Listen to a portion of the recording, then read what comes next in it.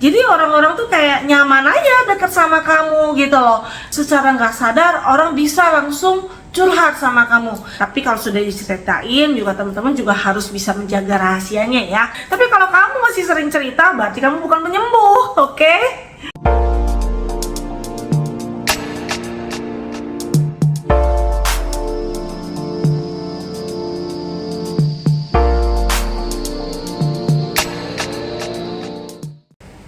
Para sahabatku, kembali bersama Cisueni hari ini. Cisueni mengucapkan Kyung Hee Pachai buat teman-teman semua. Semoga di tahun naga ini akan memberikan kesempatan Anda lebih baik lagi, lebih bahagia lagi, selalu sehat dan berkelimpahan ya, dan sukses selalu menanti perjalanan Anda ya. Jadi jangan pernah ragu untuk membuat sebuah resolusi yang baik di tahun yang bagus banget ya. Tahun naga adalah tahun yang bener-bener naga itu binatang superior. Jadi semoga apa yang Anda impikan akan tercapai di tahun ini. Minta maaf banget, Cisueni udah sekitar hampir 3 minggu ya bahkan ya Cisueni nggak bikin video ya. Sibuk banget karena mau Imlek. Udah begitu harus pulang kampung, jadi bener-bener gak punya kesempatan untuk membuat video. Jadi tidak menunda-nunda lagi, Cisueni akan melanjutkan video seri berikutnya ya. Sebenarnya masih belum mau move on dari cakra Arsna atau cakra mata ketiga ya. Tetapi kali ini ada penambahannya sedikit ya. Yang lalu Cisueni sudah bahas tentang bagaimana seseorang itu menjadi yang terpilih. Banyak yang punya kemampuan tapi tidak banyak yang terpilih. Dan wow, ternyata videonya cukup viral dan banyak banget komen-komen. Terima kasih atas komennya. Cisueni juga menerima saran ya. Jadi tidak menutupi kemungkinan bahwa sharing Cisueni hari ini berdasarkan benar-benar hampir 85% itu pengalaman pribadi, dan ditambah lagi 15%-nya itu adalah saran-saran dari guru-guru spiritualku juga ya. Tapi kali ini Cisueni akan membahas apakah kamu seorang penyembuh spiritual. Ada 8 ciri seorang penyembuh spiritual. Nah, bila Anda seorang penyembuh spiritual, cakra apa sih yang lebih bersinar dibandingin cakra Anda yang lain? Kemungkinan biasanya yang paling besar pastinya tentunya cakra Arsna. Seperti topik kita yang lalu adalah seorang yang terpilih. Nah, seorang yang terpilih kadang-kadang ada yang terpilih lagi menjadi seorang penyembuh spiritual. Ada orang yang seorang gift itu macam-macam teman-teman. Ada seorang penyembuh, tapi ada juga seorang memberikan kontribusi buat universe dengan banyak cara. Nah, salah satunya adalah penyembuh spiritual ya. Nah, bila Anda seorang penyembuh spiritual, yang pastinya cakra yang terkuat itu adalah, yang pasti itu adalah Arsna ditambah solar plexus yang sangat terang benderang ya teman-teman ya. Jadi yuk kita kenali apakah Anda seorang penyembuh spiritual. Oke, kita bahas tentang 8 ciri apakah kamu seorang penyembuh spiritual ya. Yang pertama, Anda selalu sukses melalui chapter kehidupan. Di yang lalu, video yang lalu ya, seseorang terpilih itu selalu mempunyai tantangan hidup untuk menambah kebijaksanaannya. Nah, perbedaannya adalah seseorang yang sebagai penyembuh spiritual, dia selalu berhasil melewati tantangan itu. Nah, berarti yang gift itu kadang-kadang ada yang berhasil nggak, belum tentu teman-teman ya. Tetapi seorang penyembuh dia selalu berhasil melewati chapter-chapter hidupnya ya, karena semua chapter dalam kehidupannya itu berhasil dianggap sebagai sebuah cara untuk membuat dirinya belajar. Nah, itulah seorang penyembuh spiritual sejati. Nah, dari mana pengendalian diri yang begitu hebat sampai dia bisa mengatasi semua problem-problem kehidupannya. Nggak cuman hanya masalah rumah tangga, masalah keuangan, bahkan problem dirinya ketika sakit, ya, keseimbangan keluarganya ketika dia menerima keluarganya juga ada yang sakit, ya, nggak cuman hanya dihianati pasangannya, tapi juga bisa dihianati sama sahabatnya, bahkan kadang-kadang sama keluarga sendiri. Itu seorang penyembuh spiritual, dia pasti bisa melewati chapter-chapter itu, teman-teman, tanpa menyerah.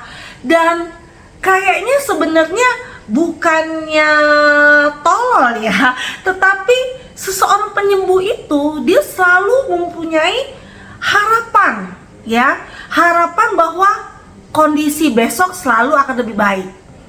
Karena orang yang mempunyai asna yang tinggi, ketika dia terkoneksi antara cakra asna dia dengan solar plexus dengan cakra jantung, dia bisa berhasil disatukan satu garis, ya teman-teman, ya. Biasanya mereka mempunyai sikap optimisme yang tinggi, sehingga dia akan melalui chapter kehidupannya dengan baik. Nah, itu yang membedakan dirinya antara terpilih atau gift yang lain dengan seorang penyembuh spiritual. Jadi mengubah penderitaan menjadi sebuah pembelajaran itu hal yang biasa banget bagi seorang penyembuh spiritual, ya teman-teman, ya. So ketika kamu konsul dengan penyembuh spiritual, otomatis banyak sekali koleksi apa yang bisa disampaikan kepada Anda, ya. Itu yang pertama. Yang kedua, ya, tidak suka dengan keramaian atau kebisingan. Dulu, ya, saya pernah mengalami sebuah case ketika saya punya pekerjaan itu, bahkan saya sangat mencintai rame-rame gitu, ya, semangat, optimisme, ya, sampai lompat-lompat disuruh motivator, ya, dengan suara musik yang kencang. Ada satu momen ketika saya menikmati pekerjaan saya sangat menyukai momen itu.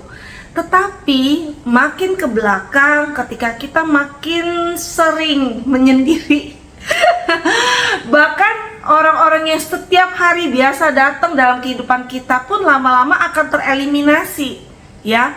Mana yang memang benar-benar kita butuhkan untuk menggodok hidup kita, atau membuat kita, ini orang penting gak sih buat kita belajar? Kalau ternyata orang ini ternyata nggak punya kapasitas untuk membuat kita lebih baik, otomatis universe akan mengeliminasi itu sendiri, gitu loh teman-teman. Nah, jadi otomatis makin lama kita makin kayak apa ya, kayak merasa makin sendirian. Dan itu terjadi sama diri saya makin belakangan ini. Kok rasanya makin suka dengan hal-hal itu di rumah aja gitu, ya, nggak perlu keluar-keluar. Apalagi sekarang kita dimanjakan dengan situasi segala sesuatu dengan online, ya teman-teman, ya. Meeting pun bisa online gitu, ya teman-teman, ya. Jadi itu membuat saya lebih apa ya, membuat saya tuh lebih bersemangat malah. Kenapa? Karena ketika kita bertemu dengan orang banyak, orang-orang yang seorang penyembuh itu tuh gampang mendeteksi energi yang kadang-kadang low gitu loh teman-teman. Misalnya contoh, kalau ketemu dengan orang, ya, atau ketemu satu tempat, ya, seseorang penyembuh itu tuh dia mudah banget merasakan sebuah energi, teman-teman, ya. Ketika energi itu bentuknya energi negatif, kita cepet ngerasainnya. Atau bahkan ada temen yang duduk di sebelah kita lagi gundah gulana aja, kita akan kerasa getarannya. Nah, itu yang membuat kita kalau ada di keramaian, membuat kita tuh cepet gampang capek, teman-teman.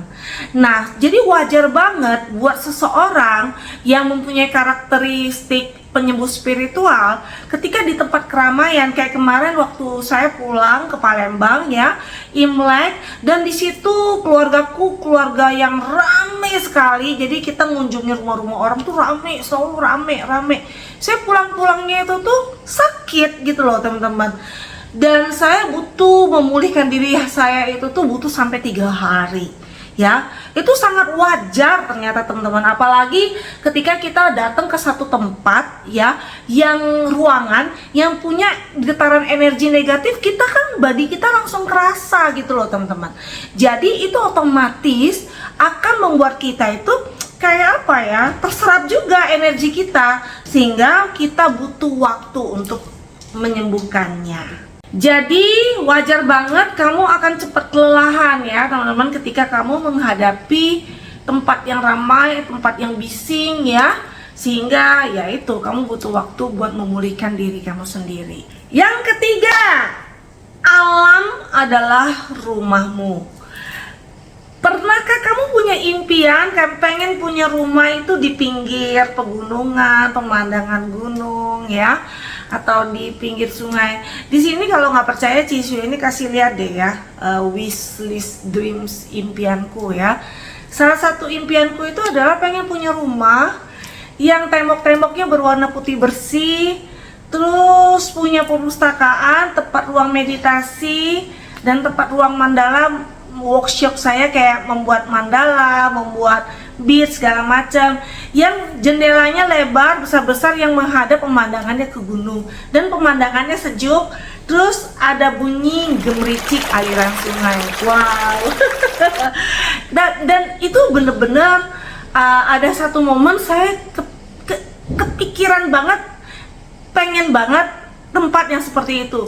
Terus kalau melihat apa ya, masuk ke kompleks rumah yang banyak pohonnya gitu ya, itu rasanya tuh membuat aku tuh teduh, senang banget, damai banget. Alam itu adalah sahabat, alam itu adalah tempat aku menyembuhkan diri aku sendiri. Nah itu seorang penyembuh spiritual biasanya ciri-cirinya ya bersahabat dengan alam teman-teman ya. Saya pernah membaca beberapa cerita penyembuh, seorang gift juga. Kalau teman-teman pernah baca cerita guru besar kendo di Jepang yang namanya Musashi ya, beliau adalah seorang samurai tanpa guru yang selalu ketika dia harus bertanding dengan musuhnya, ketika dia berhadapan dengan musuh, dia tidak pernah belajar ke guru yang manapun, tapi dia hanya duduk di atas pohon. Dia cuma ngamatin semut, dia ngamatin cara daun jatuh, dia ngamatin cara air menetes. Itu membuat dia menciptakan jurus samurai dia. Nah itulah adalah beberapa orang yang memang sebagai seseorang yang punya kemampuan ya, yang terpilih dan punya kemampuan penyembuh juga. Nah beliau adalah seorang guru besar jelas ya. Terus saya juga punya teman juga ya yang sangat menyukai situasi di Bali ya. Ya teman-teman tahu ya, di Bali itu kan nature-nya kuat banget ya. Ada beberapa nature yang sangat kuat yang menjadi tempat favorit seorang penyembuh spiritual di Indonesia. Yang huruf depannya anehnya huruf B semua, yaitu Bali teman-teman. Terus yang kedua itu adalah Bogor, yang ketiga itu Belitung ya, dan itu memang nuansa alamnya sangat kuat gitu loh teman-teman. Jadi memang banyak banget orang-orang spiritual itu suka di tempat-tempat seperti itu, terutama orang-orang yang mempunyai kemampuan sebagai penyembuh spiritual. Kenapa seperti itu teman-teman? Kebayang deh kalau misalnya kita barusan dari keluar ketemu dengan orang ramai gitu, rasanya energi kita kecapek, terserap gitu ya. Nah dengan kamu pulang, kamu punya rumah yang sangat menyatu dengan alam, rasanya enak banget kan? Bener ya. Kenapa? Karena kayak alam itu adalah tempat kita menyembuhkan diri kita sendiri ya. Jadi alam itu membuat kita cepat pulih dan menetralisir energi negatif dalam tubuh kita dan mengembalikan kayak kita recharge gitu, kayak kita seperti baterai yang di-charge kembali gitu loh teman-teman ya. Yang keempat, kamu ibarat seperti mercusuar teman-teman. Tahu mercusuar? Mercusuar itu biasanya sebuah kayak pagoda ya, bentuknya tinggi banget di tengah lautan, dan biasanya di paling atas tinggi begitu ada lampunya teman-teman. Nah itu fungsinya untuk menjaga, memberikan penerangan di lautan yang gelap. Nah, seperti itu juga kamu. Kamu adalah orang yang penuh dengan energi.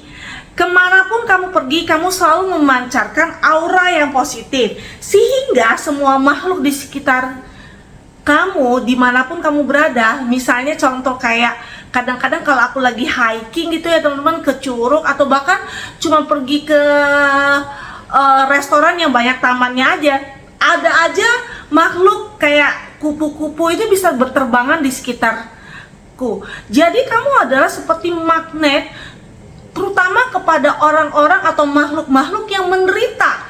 Biasanya mereka akan ke-attract ke kamu karena kamu seperti apa ya, setiap orang yang mendekat kepada dirimu, kamu akan membuat diri orang tuh merasa dia menjadi lebih baik gitu loh. Kadang ketika mereka cuman hanya cerita sedikit aja sama kamu, dengan kamu tersenyum aja, kamu sudah membuat perasaan mereka tuh menjadi lebih nyaman, lebih baik, ya. Dan biasanya seorang penyembuh spiritual mempunyai sentuhan yang ajaib juga gitu loh teman-teman. Yang ini kata pasanganku, kalau misalnya dia lagi sakit kepala, ketika aku cuma masak sedikit aja kepalanya, dia merasa bisa lebih cepat, nggak pakai obat aja bisa sembuh gitu loh, bisa merasa lebih baik. Kenapa? Karena tangan seorang penyembuh itu pasti penuh dengan energi, ya. Dengan kehadiran seseorang yang penyembuh spiritual, dimanapun dia berada, membuat situasi itu lebih tenang, lebih damai, dan lebih seimbang, ya.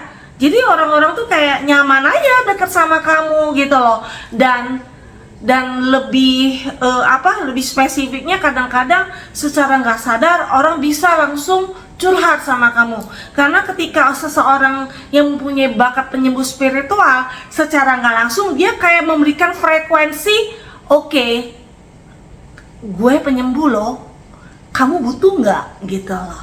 Jadi seseorang itu akan ke-attract sendiri dan dia merasa, oh aku butuh loh, otomatis aku akan cerita deh gitu ya. Tapi kalau sudah diceritain juga, teman-teman juga harus bisa menjaga rahasianya ya, kalau kamu memang benar-benar seorang penyembuh. Karena seorang penyembuh pasti bisa mengendalikan dirinya untuk tidak bercerita.